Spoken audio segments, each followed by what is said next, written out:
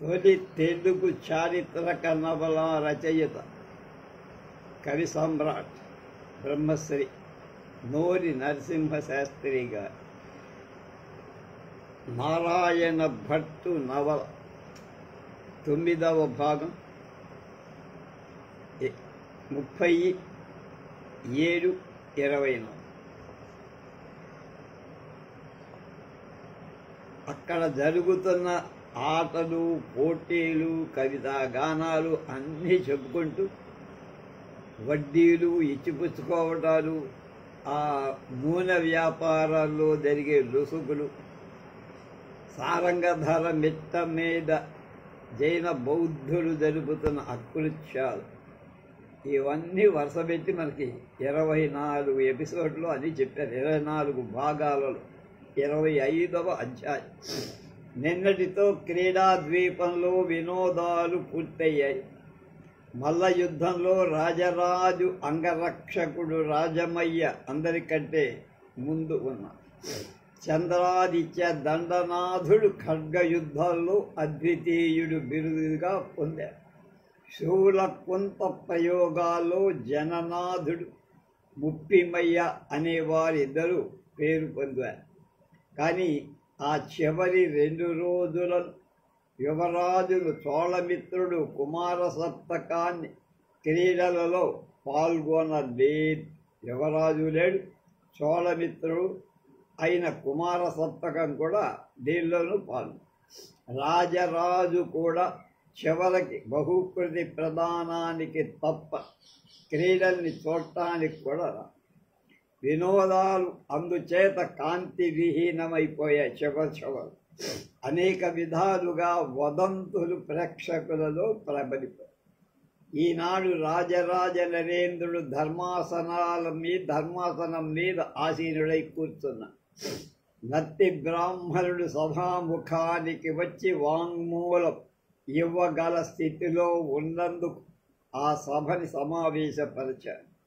ఈ సభ కూడా వెనుకటిలాగా సామంతులు, దండనాథులు, రాజబంధువులు, ఉద్యోగులు, సంపన్నులు అంతా వచ్చి చూడదరిసిన జనం అంతటికి రావటానికి అనుజ్ఞ ఇవ్వమని రాజభటులకు ఆజ్ఞ కూడా జారీ చేసి ధర్మాసనాన్ని మహారాజు గారు ఉండగా అక్కడికి జనులంతా రావచ్చు అనే ఆచారం ఉంది. యువరాజుకు రాజబంధువులకు సంబంధించిన వివాదం కనుక ఈ నిర్ణయ సమయంలో సమస్త జనులు ఉండటం ఉత్తమమని రాజరాజు ప్రకటన చేసి సంతకు వచ్చిన విదేశ వర్తకులు కూడా ఆ సభలో ఉన్నారు. వందిమాగధులు కైవారాలు, కవిజనాల ఆశీర్వాదాలు, కన్యకల మంగళహారతులు అయిపోయాయి. అవన్నీ ఉంటే కానీ ఏది మొదలుగా ధర్మాసనంలో రాజరాజ నరేంద్రుడే స్వయంగా కూర్చున్నా.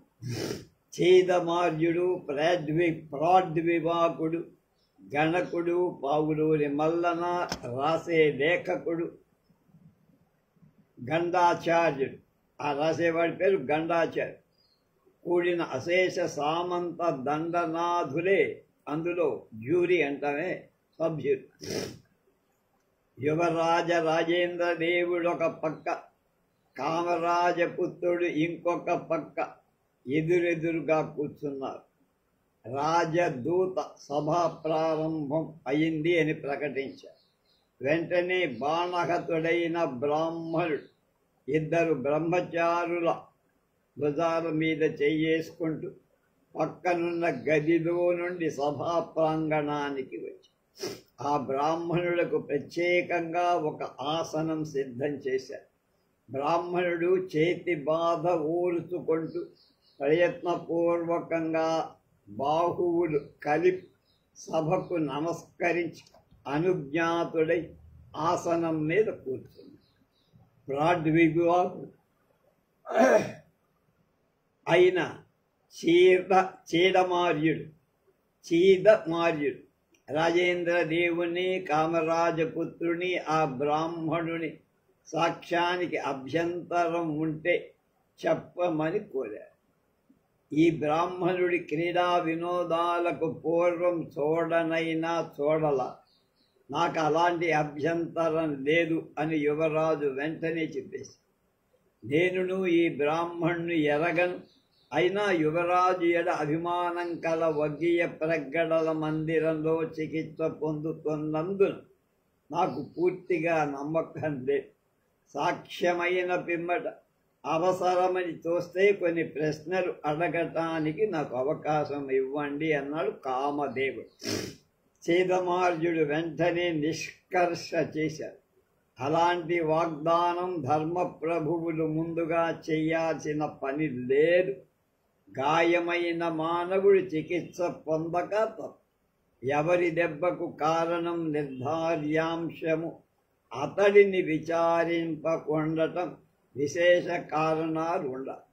కనుక సాక్ష్యమైన తరువాత స్థితిగతులను బట్టి సభ్యులు ధర్మప్రభువులు అలాంటి అనుగ్రహించవచ్చు.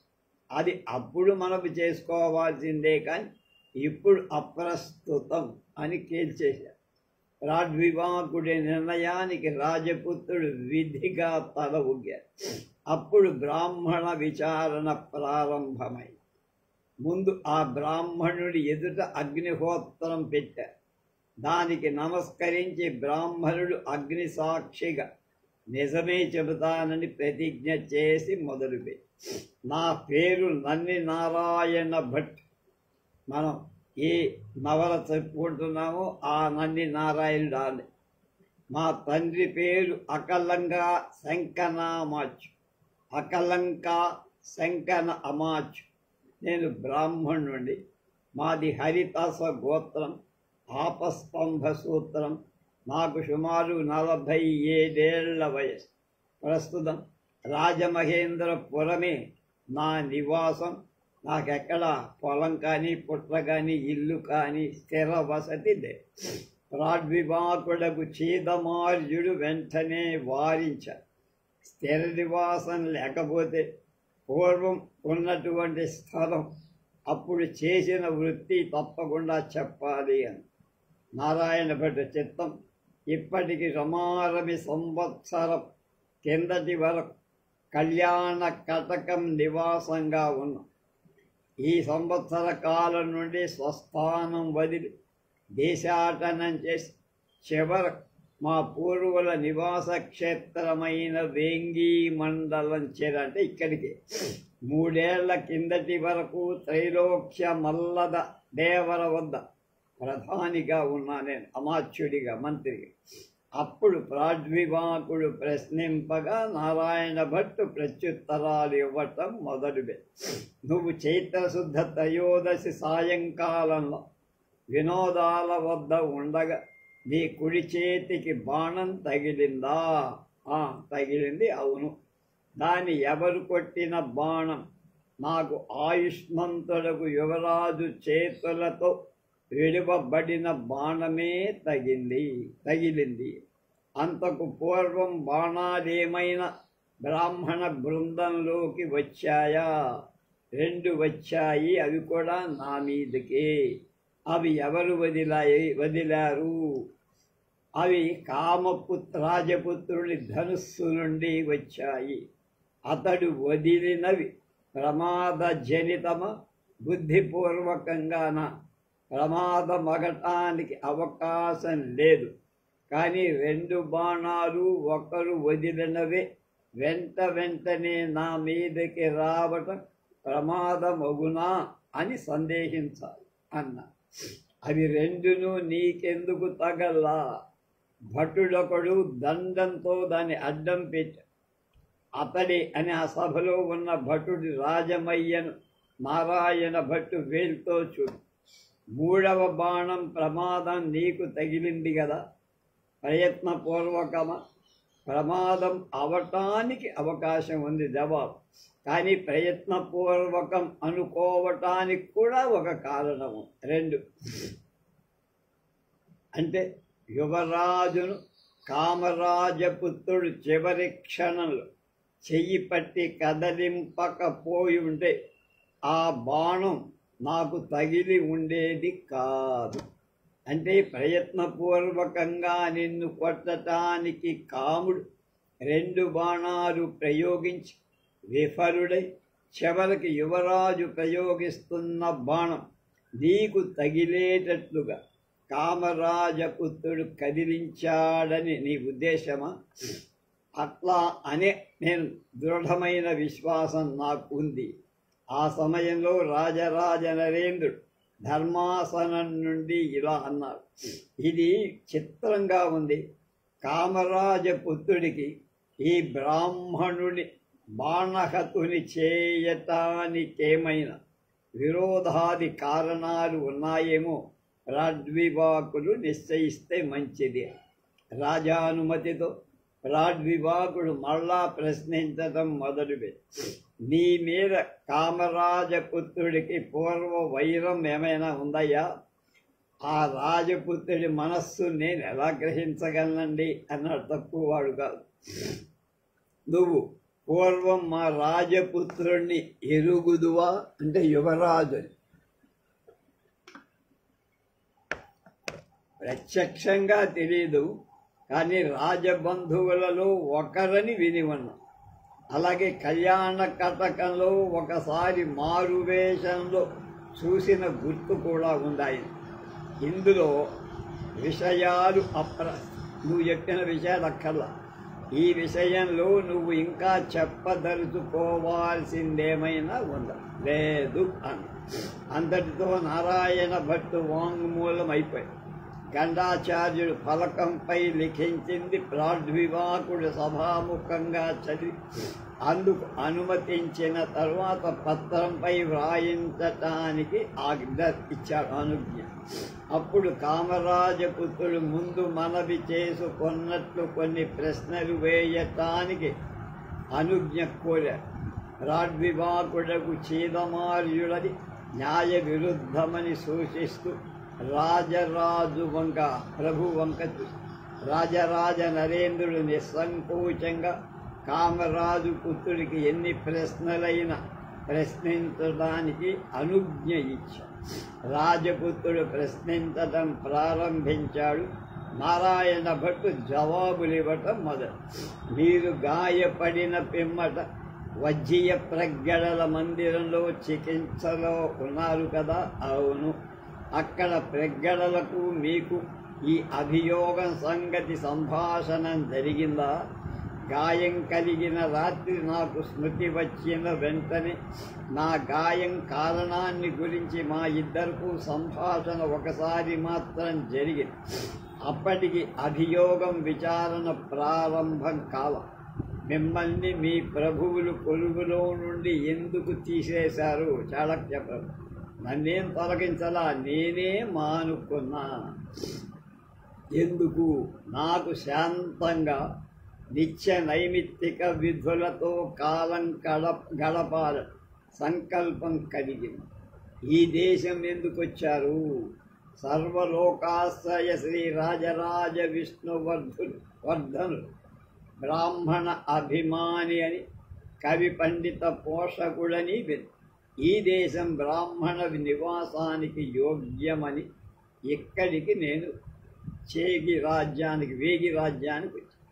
కాముడు పొరపాటు ప్రశ్న వేశానని నొప్పుచుకున్నాను, కానీ ప్రశ్నలు సాధింపల. మీకున్న నత్తి ఇవాళ ఏమైపోయింది? మీరు ప్రసాదించిన బాణం దెబ్బతో నా నత్తి మాయమైందన్నాడు. సభలో అందరూ నవ్వారు. మీరేమైనా చదువుకున్నారా అన్నారు. కొంచెం. ఎక్కడ? కాంచీపురంలో ముఖ్యంగా. వజ్జీయ ప్రగ్గడల కుమారులను మీరు ఎరుగుదురా? అతడు నా సహాధ్యాయుడు, క్లాస్మేట్. నన్నయ్య భట్టారకుడు, ఆయన కూడా నాకు సహాధ్యాయుడు. రాజేంద్ర దేవుణ్ణి ఎరుగుదురా? యువరాజని ఎరుగుదు. యువరాజు మీకు ఇష్టడా? కథేమి? ఆయుష్మంతుడు ఎవరికి ఇష్టడు కాడు? కాముడు మళ్ళా పొరపాటు పడ్డానని నొచ్చుతాడు. రాజరాజు ముఖంలో కోపం వస్తోంది. కాముడు ప్రశ్నలు ఆపల. కొంచెం చదువుకుంటాను అన్నావు కదా, ఏం చదివావయ్యా బాపయ్య? నా చదువు పరీక్షిస్తారా రాజపుత్ర? నా చదువు స్వల్పం, కావలసింది అడిగితే చదివింది స్వల్పం చెబుతా. మీకు దండనీతి తెలియనా? అవును, ప్రధానిగా ఉన్నాగా 7 ఏళ్ళు. శస్త్ర సాధనం చేశారా? ఏదో కొంత. ఈ శస్త్రాలు ధనుస్సు, ఖడ్గం, గద, కుంతం, వేదశాస్త్రాలు రావుగా అని. అనంతమైన వేదం సంపూర్ణంగా ఎవ్వరికీ రాదు. మాది కృష్ణ యజుర్వేద శాఖ. అందులో ఉపలబ్ధమైనంత వరకు క్రమాంతంగా నేను అధ్యయనం చేశా. శాస్త్రంలో ఏం కావాలి నీకు? కాముడు మళ్ళా ప్రశ్నింపబోవటం ప్రారంభం. సభలో నుండి రాజగురువులైన నన్నయ భట్టారకుల కంఠం స్వచ్ఛంగా రాజపుత్ర, ఇతడే నా సహాధ్యాయుడు నారాయణ భట్. ఆయనతో అతడు కేవలం సరస్వతీముని. ఇతని పాండిత్య పరీక్ష చేయ ప్రయత్నించటం నీకు వ్యర్థ ప్రయత్నమయ్యా. నీకేమొచ్చు బొచ్చు అన్నట్టు. వ్యాసప్రోక్తమైందని సభ్యులు నిర్ణయించారు. నారాయణ భట్టు వినయంతో తల వంచుకు కాముడి ప్రశ్నలు కాముడి కంఠంలో ఆగిపోయాయి. అప్పుడు రాజరాజు కాముణ్ణి సంబోధించి అతనికి ఏమైనా సాక్షులు ఉన్నారేమో అన్నది. వెనక విచారించిన వాళ్ళు కాక ఇతరులెవరూ లేరన్నారు. ఇంకా చెప్పుకోవాల్సిందేమైనా ఉంటే చెప్పుకో అని ప్రభువు అనుజ్ఞ. నేను దోషిని కాను. యువరాజు మీది అభిమానం చేత యువరాజు చేసిన ప్రమాదం ఇందరూ కలిసి నా మీద తోయటానికి ప్రయత్నిస్తున్నారు. వజ్జీయ ప్రగడల బుద్ధి సూక్ష్మత లోకం ఎరగంది కాదు అని కామరాజపుత్రుడు చెప్పారు. వజ్జీయ మాట్లాడు. రాజరాజు కోపాన్ని పట్టలేకపోయి, ఇందులో దోషి ఎవరో సభ్యులు నిర్ణయింతురుగాక అన్న. సభ్యులందరూ కామరాజపుత్రుడు దోషి అని ఏకగ్రీవంగా అన్న. రాజరాజ నరేంద్రుడు ఇలా చెప్పారు. కామరాజపుత్ర, యువరాజు దోషి అనే నిశ్చయంతో అతన్ని శిక్షించటానికి ఈ మహాసభ ఈ వ్యవహారమంతా విచారణంతా మొదలుపెట్టు. కానీ యువరాజు నిర్దోషి అని సిద్ధాంతమైపోయి. నువ్వు చేసిన నేరం తలచుకుంటే మాకే సిగ్గుగా. ఒక చాళుక్య రాజపుత్రుడు విద్వాంసుడైన బ్రాహ్మణుడు హత్య చేయటానికి 3 ప్రయత్నాలు చేశారు. అందులో విషదిగ్ధ బాణాలు ప్రయోగించడం కూడా మహానేరం. అంతేకాదు, నీ దోషం యువరాజుపై వెయ్యటానికి కృత్రిమంగా వాడి వామాంకిత బాణాలు సృష్టించావు. వారి పేరు మీద ఉన్న బాణాలు 2 ఎవరితోనో సంధింపజేసేవారు. అవి అతను సంధించిన సభాముఖంగా నిశ్శంకగా యువరాజు బాణాలు బ్రాహ్మణుడికి తగిలినట్టు అబద్ధం ఆడావు. ధనుర్విద్యలో నీకు కౌశలమున్నదని తెలుస్తావు. వేదబాహ్యుడి వాక్కున శృతి వేదంలాగా నీ యందు ఆ విద్య శోభింప నేల. నీ యందు మాకున్న వాత్సల్యం చేత పూర్వం ఇచ్చిన బిరుదలాంఛనాలు గౌరవాలు ఈ క్షణం నుంచి ఉపసంహరిస్తాం. హరత్ని ప్రమాణం కల ఖడ్గం మాత్రం ధరించటికి అనుజ్ఞ. ఆ మాటలు విన్నంతనే కామరాజపుత్రుడు ఆసనం నుండి లేచాడు. శాంతంగా తాను ధరించి ఉన్న గౌరవలాంఛనాలన్నీ ఒక్కొక్కటే రాజపాదు పాదాల సన్నిధిని నివేదించాడు, పెట్టాడు. సభ నిర్వాక్కుగా ఉండిపోయాడు. మరలా రాజరాజు మాటలు వినపడ్డాయి. అతడు కాముని సోదరులైన విజయాదిత్య, విమలాదిత్య, విక్రమాదిత్య, విష్ణువర్ధన, రాజమార్తాండు అనే వాళ్ళ వైపు తిరిగి మాట్లాడుతున్నాడు రాజరాజు. మీరు మీ సోదరుల అభిమానం చేత సభాముఖంగా చెప్పింది మేము నమ్మలం. మీరందరికీ ఇక ముందు ధర్మదీక్ష అలవర్చుకోవాలని ఆజ్ఞ ఇస్తున్నా. మీకు ధర్మదీక్ష లేదు, ధర్మాచరణ మీకు ముఖ్యం. వాళ్ళైదుగురు శిరస్సు వంచారు, వీటితో 6. అప్పుడు రాజరాజు కనుసన్నతో రాజమయ్యను ప్రభు ఎదుట పెట్టారు. నువ్వు సమర్థతతో ఈ బాణుని 2 మార్లు కాపాడు. నీకు దండనాథ పదవిస్తున్నా, ముందు కూడా నీ యోగ్యత ప్రకటించుకో అని రాజరాజ వాక్యాలు వినబడ్డాయి. వెంటనే గండాచార్యుడు ఆజ్ఞాపత్రం రాసి రాజముద్రిక వేయించి రాజరాజు పీఠికలాగా ఉంచి అది రాజరాజ నరేంద్రుడు స్వహస్తాలతో ప్రసాదింపగా రాజమయ్య వంగి మహాప్రసాదమని అందుకొని పత్రాన్ని 2 కళ్ళకు అందుకొని రాజరాజుకు నమస్కారం. రాజాజ్ఞతో అతనికి దండనాథ లాంఛనమైన అసిపత్రం ప్రసాదింపగా 2 చేతులలో ఉంచుకొని కళ్ళకద్దుకొని అది చేతులలో ఉంచుకొని ఇది సర్వలోకాశ్రయ శ్రీ రాజరాజ విష్ణువర్ధునుల సేవలో ఉపయోగిస్తాను అని ప్రమాణం చేసి మళ్ళా రాజరాజు వాక్కులు వినపడి, కామరాజపుత్ర, నువ్వు చేసిన అపరాధాలు చాలా తీవ్రం. మాకు నీ యందున్న వాత్సల్యం చేత మా నోటితో శిక్ష విధించలేం. సభ్యులుగా ఉన్న మంత్రులు, దండనాథులు, విద్వాంసులు, నారాయణ భట్టారకులు, ప్రాద్వీపాకులు శిక్ష సూచించాలని మా ఆజ్ఞ. అలా అనుతూ ఒకరి వంక ఒకరి మహారాజు ఎవరూ మాట్లాడ. చివరకు ప్రాగ్వివాకుడు ఇలా అన్నారు, దైవానుగ్రహం వల్ల బాణహతుడైన ఈ బ్రాహ్మణుడు జీవించి ఉన్నాడు కనుక ఇలాంటి దోషికి ఎలాంటి ఆస్తి లేకుండా చేసి యావజ్జీవితం కారాగృహంలో ఉంచేట్లుగా శిక్ష విధించటం కేవలం దయచూపటమే ప్రాణం తీయం. రాజరాజు ముందు నారాయణ భట్టు వంక చూసి నారాయణ భట్టు వినయంతో తల వంచి మాట్లాడాల. తర్వాత దండనాథుల వంక చూశారు, వాళ్ళు ఏం మాట్లాడరు. అప్పుడు వజ్జీయప్రగడ వంక చూడ అతడు మౌనం వహించాడు. విద్వాంసులకు ఇతర సభ్యులు మౌనం వహించారు. సభ అంతా మౌనంగానే.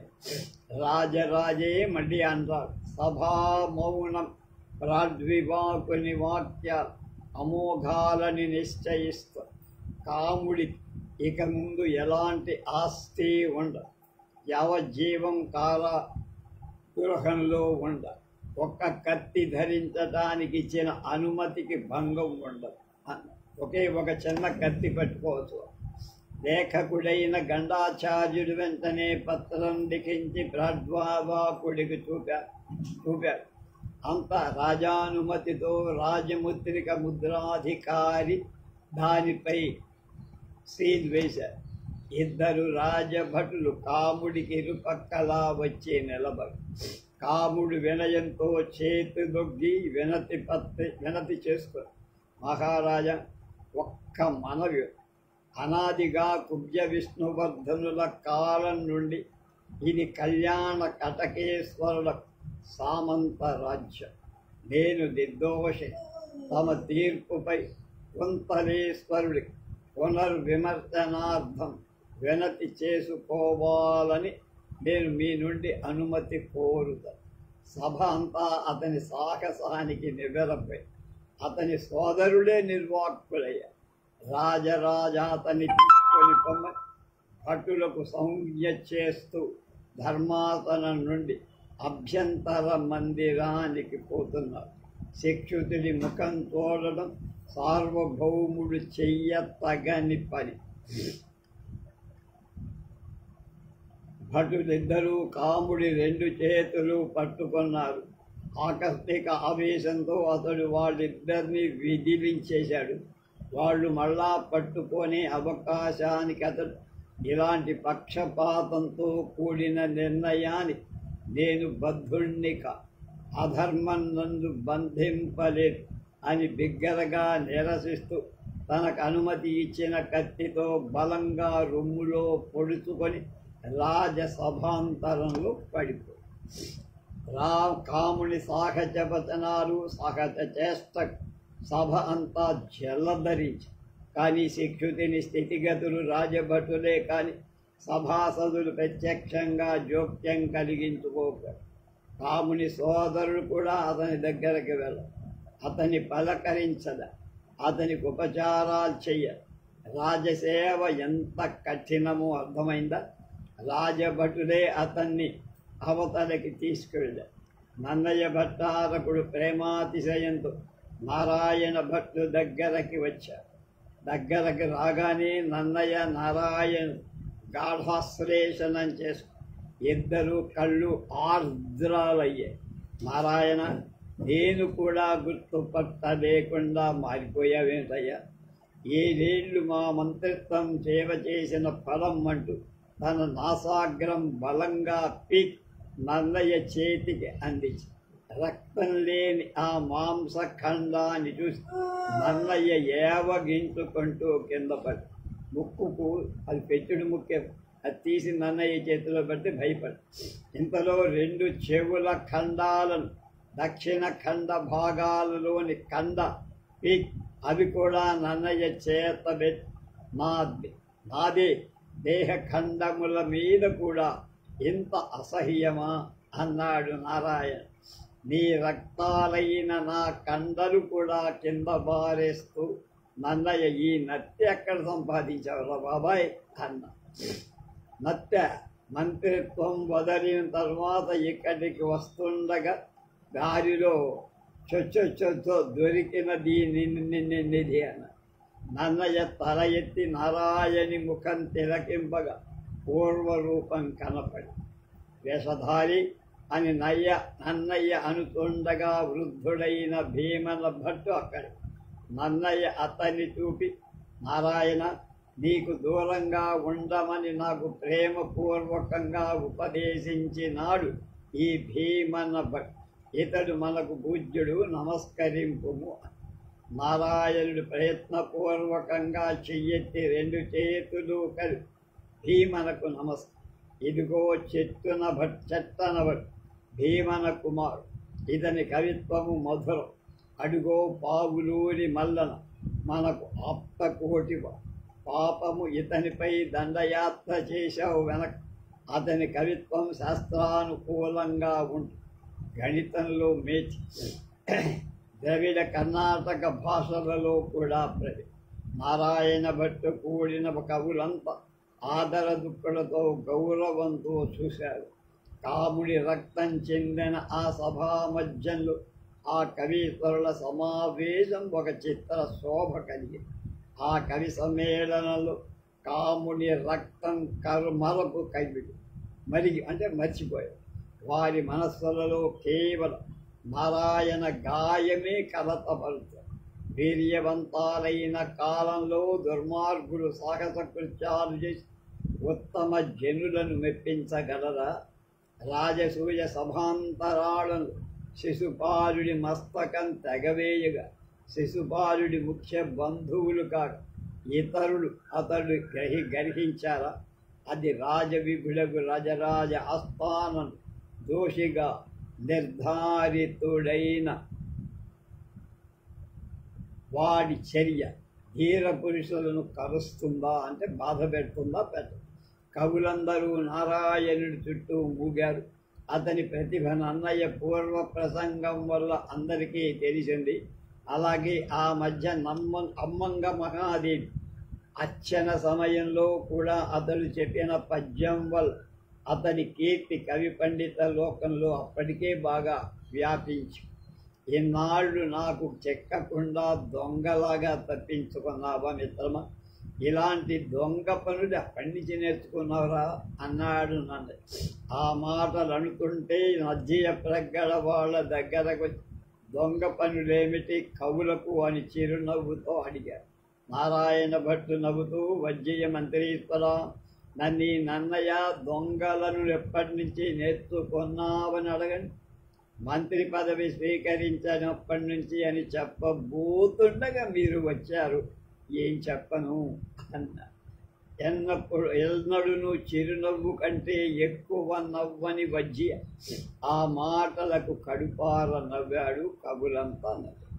కవులైన వాళ్ళకి మంత్రిత్వం శాశ్వతంగా శోభించనట్టున్నది అని వజ్జయ్య అనేటప్పుడు కవులంతా నారాయణ భట్టుని చూసి ఇంతలో నారాయణ భట్టు వజ్జయ్య మందిరానికి తీసుకుపోయే పల్లకి వచ్చింది.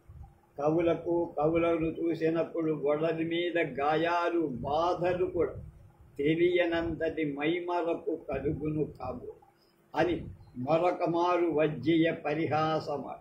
కవులంతా అందుకు సమ్మతించారు. వజ్జయ్యకు ఆనాడు మనస్సంతో ఉల్లాసంగా కవుల కళ నారాయణ భట్టు సెలవు తీసుకుని సీతమారజా పండితుడికి నమస్కరించి వచ్చిన ఆ పల్లకి ఎక్కుతూ నన్నయ్యను కూడా అందే దానిలోనే కూర్చొని తనతో ముందు వజ్జయ్య పల్లికేను, ఆ వెనక నన్నయ్య నారాయణులున్న పల్లకి రాజమహేంద్ర పురవీధుల రాజసభాంగణం నుండి వజ్జయ్య మందిరానికి వెళ్ళింది. నన్నయ్య నారాయణుడు పల్లకిలో రావడం, దారిలో ఎన్నో విషయాలు మాట్లాడుకో వారిద్దరి ముఖాల్లో పరస్పర సాన్నిధ్యంలో కొత్త తేజం కనపడు. దీర్ఘకాల వియోగం తర్వాత ఆ బాల్యమిత్రుడు మళ్ళా కలుసుకొని పొందిన ఆనందానికి అవధి లేదు. వాళ్ళిద్దరూ ఒక్క పల్లికలో పోతుంటే అందులో వాడు రెండు అగ్నులుగా, రెండు దీపశిఖరుగా వెలుగుతూ కదా. పురాణ విధులైన వీళ్ళు పురాణాలైన నరనారాయణులని, పురాణ మునులైన నరనారాయణులని, మహాభారత వేత్తలకు వీరు కృష్ణార్జునులని అనిపించి యజ్ఞం చేసుకోవటానికి వజ్జయ్య ప్రగడ అనుమతించినందున రాజరాజ నరేంద్రుడికి ఆ విషయం మనవి చేసుకోవటానికి సోమయాజులకు కూడా రాజదర్శనం కాల. ఇవాళ విన్నవించుకోవడానికి వాళ్ళు మళ్ళా రాజసభకు వచ్చి కానీ చెప్పుకోవటానికి అవకాశం మళ్ళీ దక్కదు. వాళ్ళు మళ్ళా ఆలోచించుకొని ఆనాటి ఉదయంలో వజ్జయ్య పరితొందరలోనట్లు మాట్లాడి ఉంటారు. ఇప్పుడు సందుకు చెప్పుకుందామని వజ్జయ్య మందిరానికి వచ్చి వేచి ఉన్నారు. కానీ వజ్జయ్య వారిని చూసినంతనే భట్టుల చేత దర్శనానికి వీల్లేదు అని చెప్పించి పంపించి 27వ అధ్యాయం రేపు.